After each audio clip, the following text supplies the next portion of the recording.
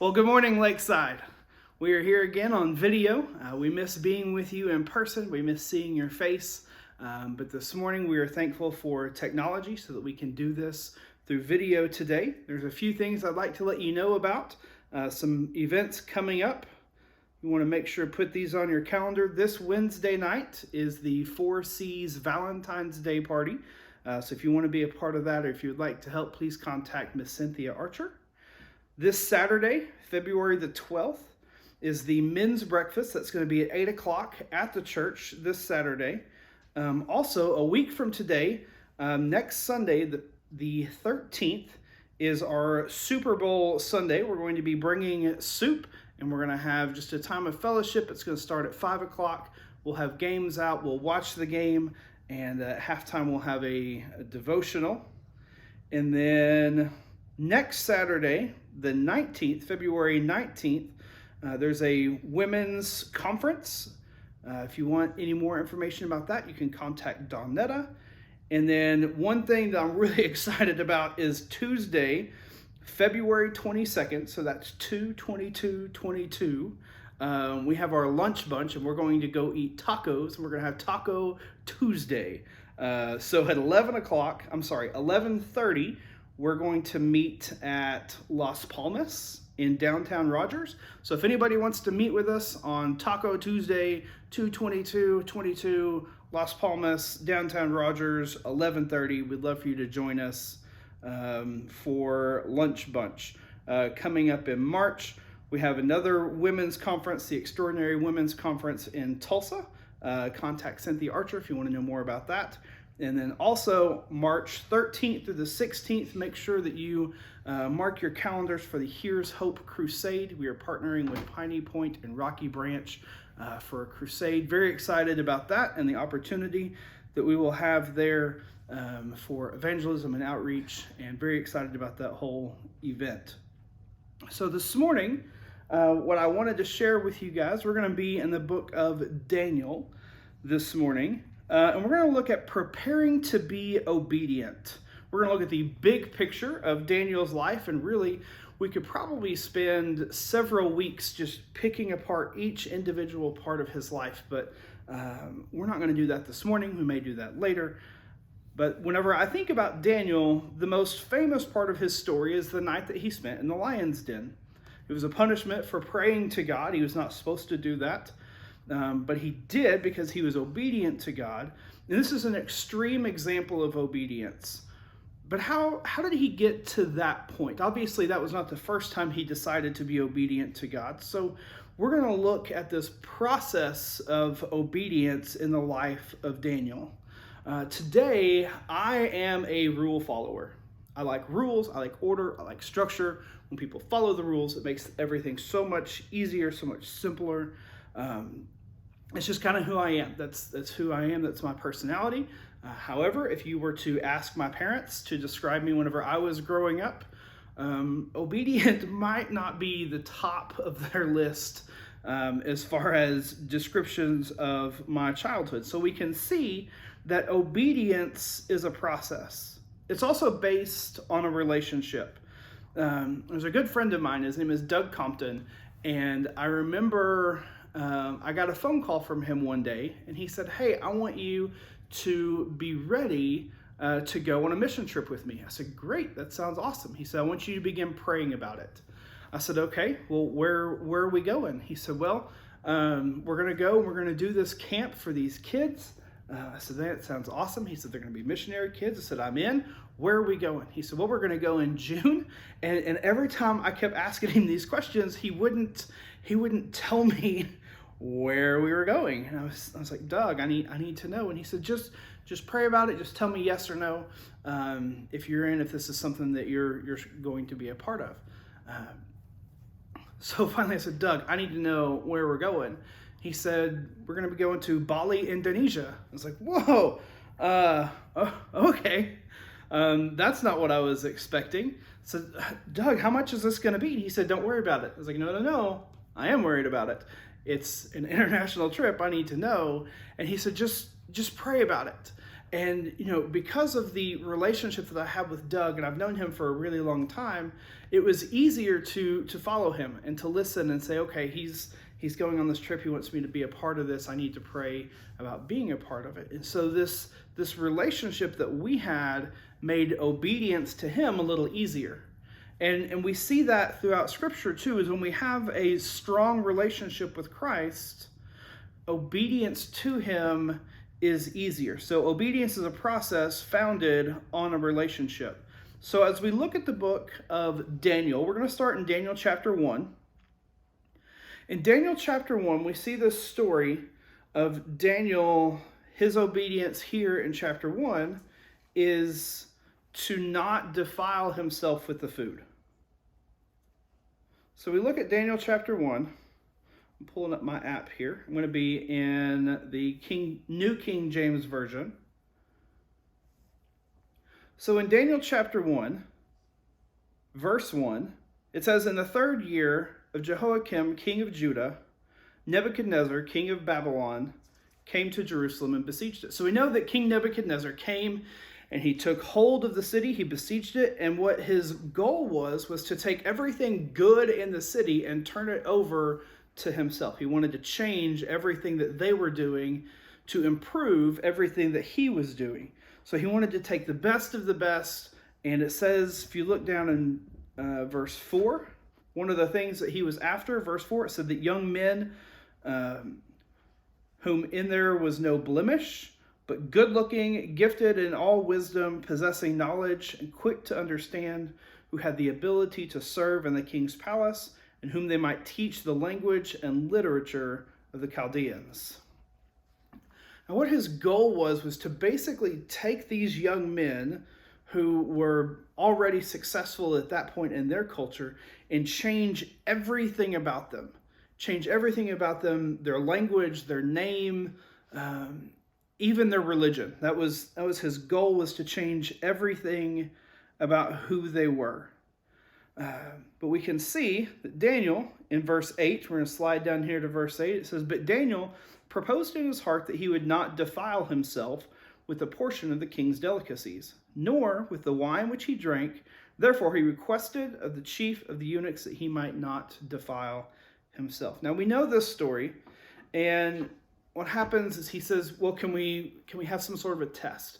So for 10 days, I'm going to eat what I think is right. For 10 days, everybody else can eat what they think is right. At the end of the 10 days, we're going to have a test and see who looks best, and we'll see what happens.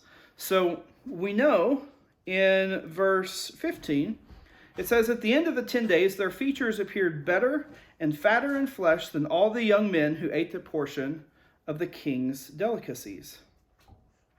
So they were blessed by their obedience to God, because growing up in Judah, they were some of the smartest ones. They were trained in following God. They were trained in the law. They understood the law of God, and they knew that they were not supposed to defile themselves. So they chose, as teenagers, young men, to follow God and his leading.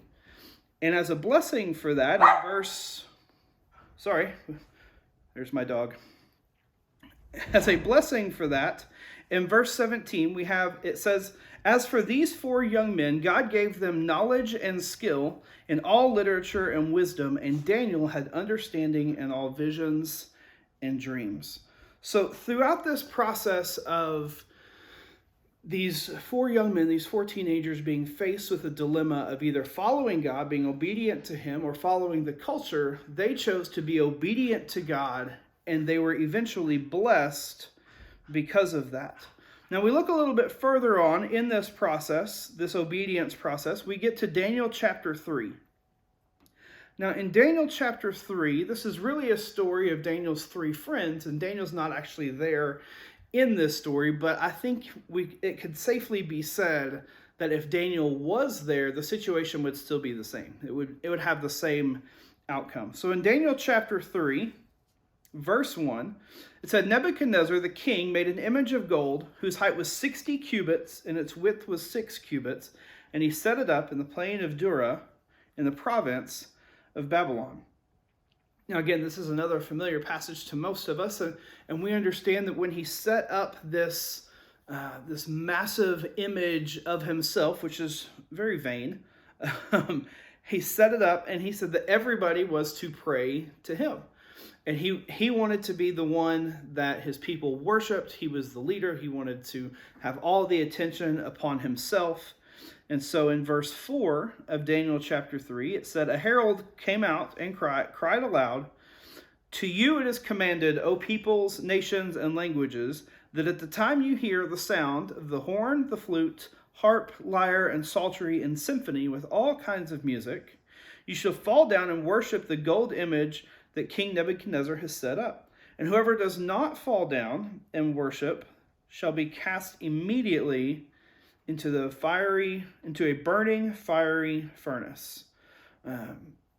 So obviously the king was very serious about what he wanted to do, and we know, and these people here know, that Daniel's friends knew that it was not okay to bow down and worship anything other than God. They were trained in this growing up, so they knew that this was not a good thing. And they decided that they were going to continue to be obedient. They had seen this evidence of obedience through what they ate earlier, and they were going to continue in that. So in verse 12 of chapter 3, it says, "There are certain Jews to whom you have set over the affairs of the province of Babylon, Shadrach, Meshach, and Abednego. And these men, O king, have not paid their due regard to you. They do not serve your gods or worship the gold image which you have set up." So these guys decided that obedience to God was better than obedience to this king. And even though they knew that there was going to be a very harsh punishment for them in store for them, they decided that that was the decision that they were going to make. They were going to continue to be obedient to God and what they knew to be right. So the king got very upset, called them up, and he discussed with them, "Hey, this is something you need to be doing, and if not, then we're going to have to put you into the fiery furnace." And their response is amazing. I absolutely love their response. In verse 17, they're facing the king, and they say, "If this is the case, our God, whom we serve, is able to deliver us from the burning fiery furnace, and he will deliver us from your hand, O king." Now that's a pretty bold statement. That is a powerful statement of faith, saying that we know that our God will deliver us not only from this punishment, but from you specifically, O king. And then they go further in verse 18, and they said, "But if he decides not to save us from this, or to pull us out of this," they said, "but if not, let it be known to you, O king, that we do not serve your gods, nor will we worship the gold image which you have set up." Just in case you were curious, we want everybody to know that we are not going to serve your gods.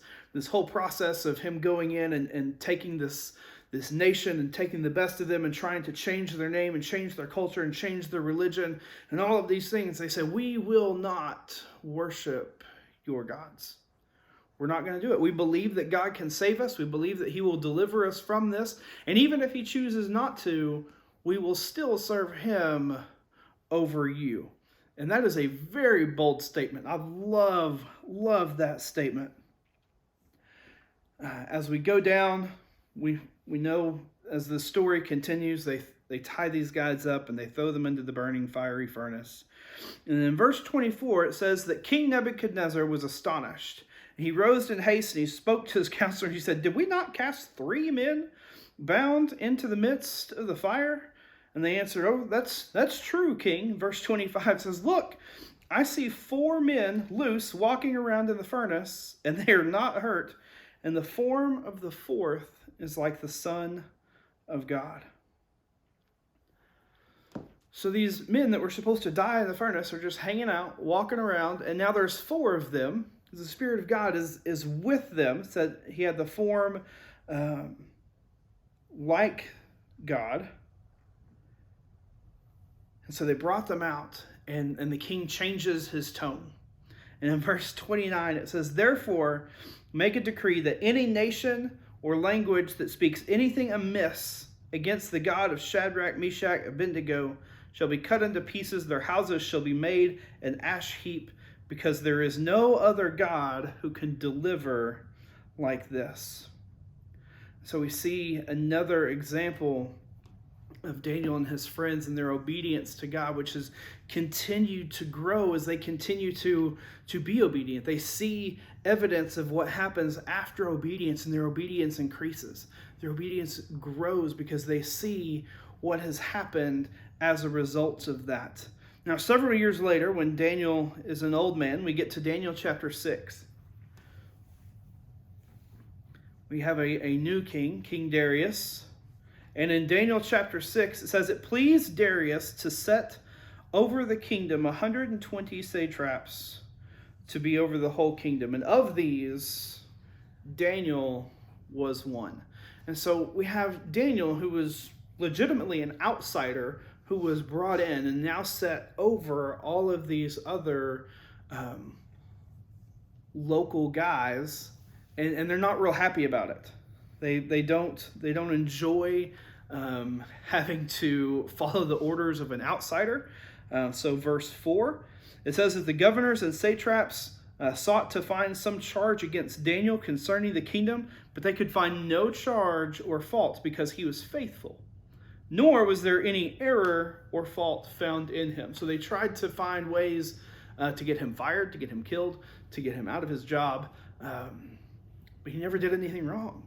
He was always upright and steadfast in his faith, and so there was nothing really to say negative about him. So they decided, in verse 7, it says, "All the governors of the kingdoms, the administrators, the satraps, the counselors, and advisors have consulted together to establish a royal statute to make a firm decree that whoever petitions any god or man for 30 days, except you, O king, shall be cast into the den of lions." So they kind of appealed to the king's selfishness and said, basically, "King, we think you're awesome. We want everybody in the world to praise you and to pray to you and only to you." And the king says, "Yeah, well, I think that's a great idea." So this happens. He signs this charge. And then we get down to verse 10. "Now when Daniel knew that the writing was signed, he went home, and in his upper room, with his windows open toward Jerusalem, he knelt down on his knees 3 times that day and prayed and gave thanks before his God, as was his custom since early days." So Daniel hears that it is now illegal to pray to anybody except for the king. It is now illegal to pray.